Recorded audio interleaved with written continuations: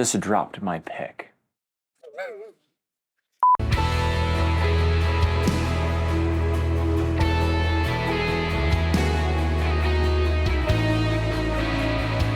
Hey, what's up everyone? Welcome back to the channel. If you're a worship guitarist, you know it's all about balance. You want to bring your tone, your playing, even your heart into the mix, but sometimes it's easy to slip into bad habits without even realizing it.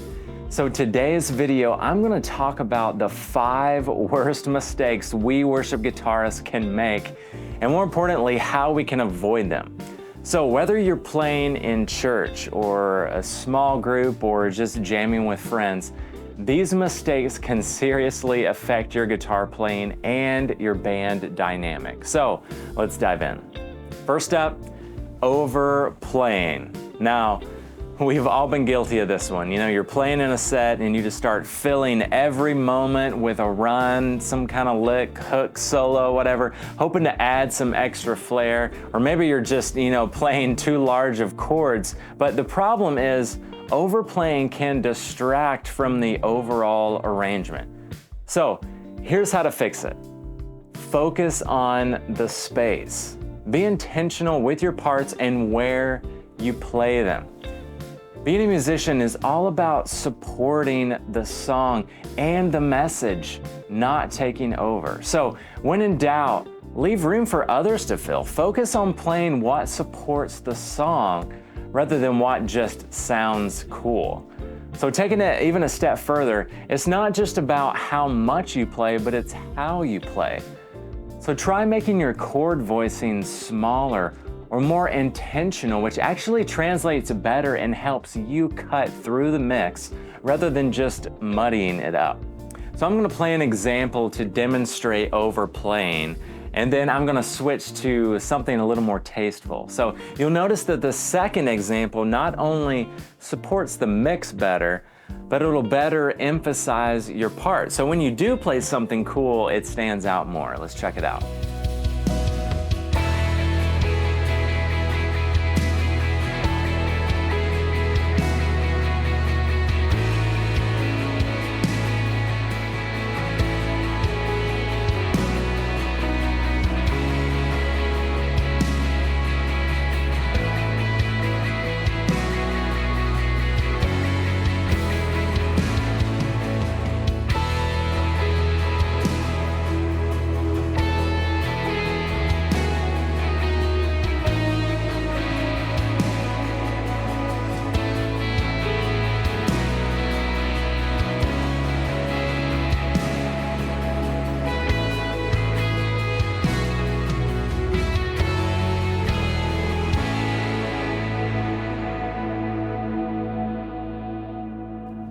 Next up is bad tone choices. Now this one's huge.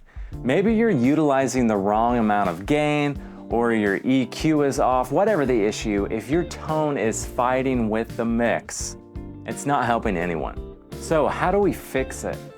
You have to make sure you're using the right EQ for a worship setting.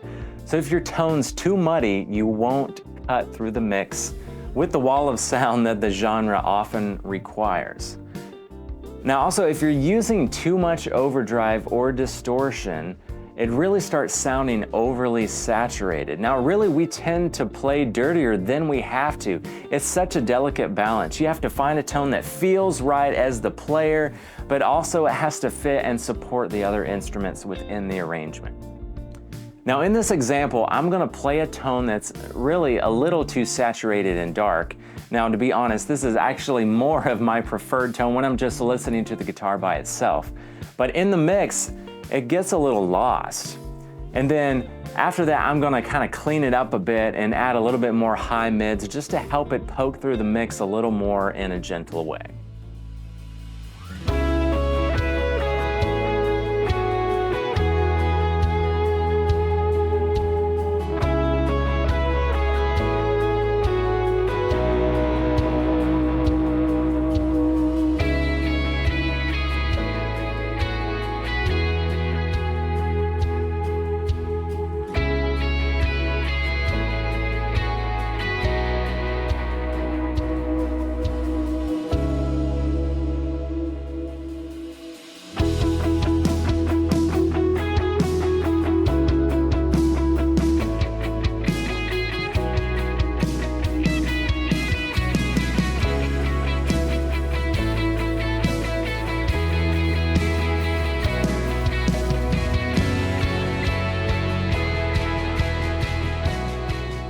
All right, mistake number 3, and that is using too much reverb and delay, too much effects. Now, don't get me wrong, reverb and delay are essential tools for creating the atmospheric sound in worship music.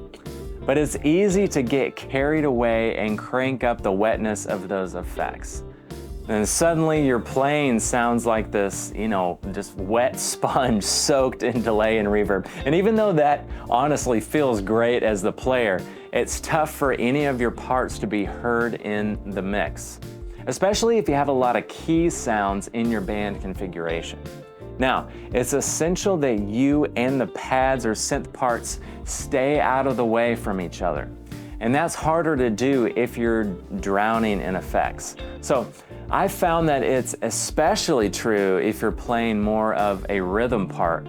You should really just shoot for as dry as you can stand. Let's listen to this example, and I'm gonna play more of a rhythm part with an over-exaggerated amount of effects. Then I'm gonna bring the mix of those same effects way down so you can hear that really the clarity starts to increase. Let's check it out.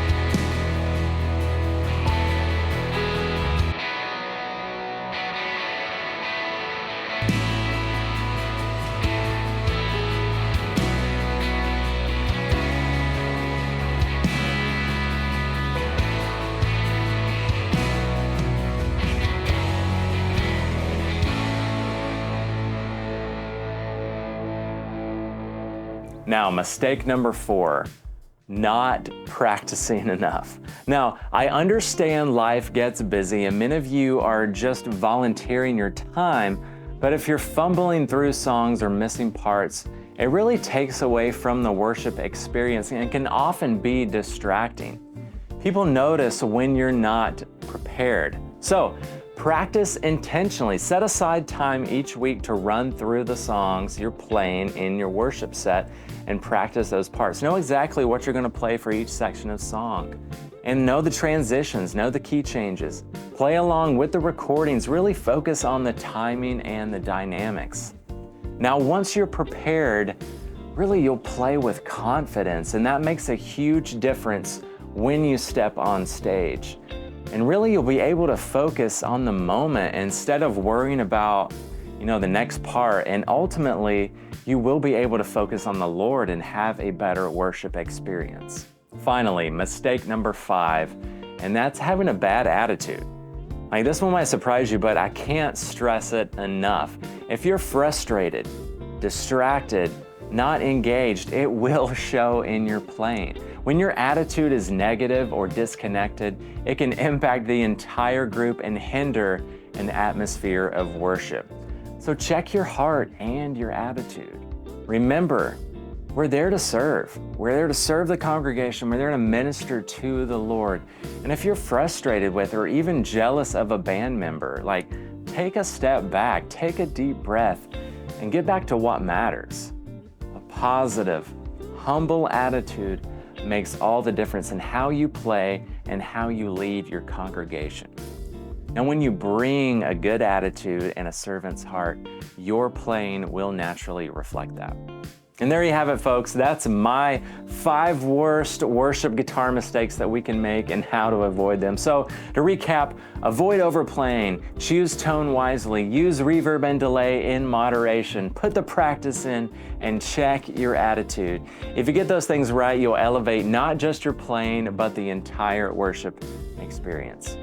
Now, thanks for watching. If you found this video helpful, be sure to like, subscribe, and hit the bell icon for more guitar tips, gear reviews, and tutorials. And remember, be the inspiration others need to create. Let's try that again. Here we go.